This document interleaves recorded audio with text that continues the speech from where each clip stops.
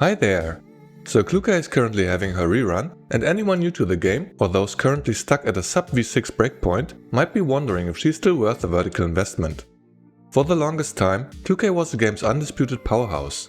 She boasted unrivaled AoE capabilities and top-tier single target output at V6. She also provides a unique 15% defense reduction effect starting from V2, making her a strong candidate for mixed elemental lineups. For the first half year following her release, she practically appeared in every lineup due to her strength and versatility. Ever since Chiyo's release, we started to see the meta shift. Newer damage dealers offered superior single target output, though often requiring much more specific team setups to function. However, with the arrival of Vollmastina, Klukai has been significantly outclassed for the first time. She's still an AoE queen, but she no longer justifiably holds the top spot in the overall meta. Now, Vollmastina effectively takes the role formerly held by Klukai, offering vastly superior damage with similar flexibility. To illustrate this shift, I've compared Klukai's and Vollmastina's V6 damage calculations in my recent review. While the team setups for this comparison are relatively basic, it hopefully demonstrates the significance of their current power gap. That said, since our global server is still about 6 months behind the CN version, we have the benefit of foresight. For a couple of patches, Klukai's situation will remain like this. To keep the corrosion team from falling off entirely, Fettusa should be arriving soon, serving as another heavy hitter for the lineup. As for Klukai herself, Mika wouldn't let their poster child fall into obscurity. Just a few patches after Fettusa, she received an expansion key that completely changed the conversation. While these keys can be hit or miss, Klukai's is a total game changer, more than doubling her previous damage output with even higher ceiling in multi-target fights.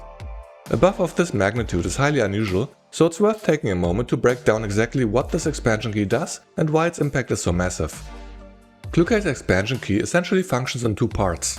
First, she's now accompanied by a drone that provides follow-up attacks for every active skill. This drone starts with a base multiplier of 100% of Klukai's attack, but that multiplier scales, increasing by 10% every time one of her dots triggers. Secondly, the damage multiplier for corrosive infusion is effectively doubled. Under normal conditions, each stack has a 12% multiplier, topping out at 180% at the max of 15 stacks. With the key equipped, that multiplier increases by an additional 1% for every stack of competitive spirit. Since that stacks up to 12 times, you're looking at a 24% multiplier per stack, or 360% total when fully ramped. At V6, corrosive infusion triggers at least 3 times against a single target, and even more if you're running Lint, so that boost alone is considerable. But to truly appreciate this key, we need to take a closer look at how those drone attacks function in practice. At the start of battle, the drone simply spawns next to Klukai. Similar to Springfield's Terrace, it isn't counted as a separate entity. It can't be targeted, and it stays tethered to Klukai's position. When Klukai's turn begins, we first see the damage from my ultimate, followed by the triggers from Toxic Infiltration and Corrosive Infusion. Immediately after, the drone initiates its follow-up attack against the 3 nearest targets. Because Klukai's 2 dots triggered right before the drone, it already has a multiplier of at least 120%. I say at least because Lint adds an additional trigger by going before Klukai. In total, this drone attack increased Klukai's effective damage output by about 23%. With her second attack, you can see fairly similar damage output from her ultimate and Toxic Infiltration, and a slightly higher value for Corrosive Infusion as it reaches its stack limit. The drone attack now has again increased its multiplier, adding about 26% damage to the total output. As the round ends, Corrosive Infusion triggers a third time against a single target, again increasing the drone's multiplier. Fast forwarding to the final round, Klukai initiates her ultimate one last time. Since the boss is not stability broken here, the damage values of her regular abilities haven't changed much from the first round. The ultimate does about 90k, the dots about 300k, while the drone now follows up with almost 350k damage. After 7 rounds of ramping, the drone effectively doubles Klukai's output. And remember, against multiple targets, that multiplier has no ceiling, the potential is limitless. This chart illustrates the sheer impact of the expansion key. On the left, we have a V6 Klukai's damage breakdown against a single opponent. In a standard rotation, she uses her ultimate twice, triggering both Toxic Infiltration and Corrosive Infusion, plus a final Corrosive Infusion trigger at the end of the round. All told, this results in a total damage multiplier of 900%. To gauge the impact of the key, we have to look at the drone's average performance. As we've seen, the drone ramps up as the match progresses. Here, you can see its multiplier growth across 7 turns.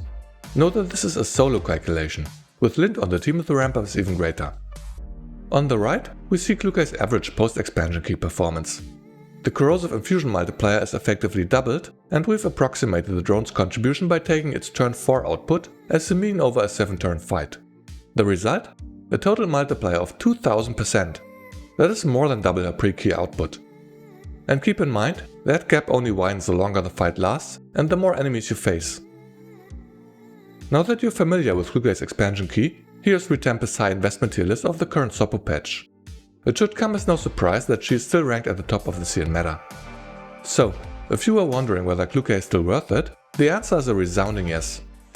If you haven't invested in her yet, or stopped pulling midway in the past due to a lack of resources, going all the way now is a move you won't regret. While her current global performance might feel a bit lacking compared to the newest powerhouses, she will catch up and surpass them soon enough. Of course, if you're still on the fence, you can always wait until the expansion key actually arrives before committing your resources. It's highly likely her next rerun will coincide with that release, though with Mika, nothing is ever certain. For those who already own a V6 Klukai, you can simply rejoice in the fact that she's the franchise's most power creep resistant doll. In any case, thank you so much for watching, see you next time.